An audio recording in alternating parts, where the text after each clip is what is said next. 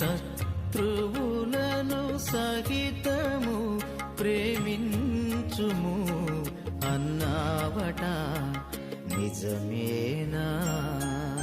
కరుణ ప్రేమ శాంతము నా మార్గము అన్నావట, నిజమేనా?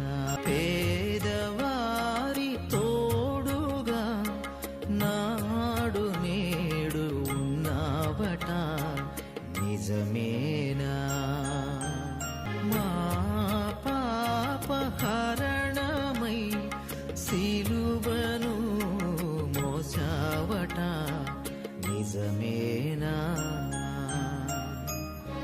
సిలువలో మరణిస్తూ తండ్రి క్షమించు అన్నావట, నిజమేనా?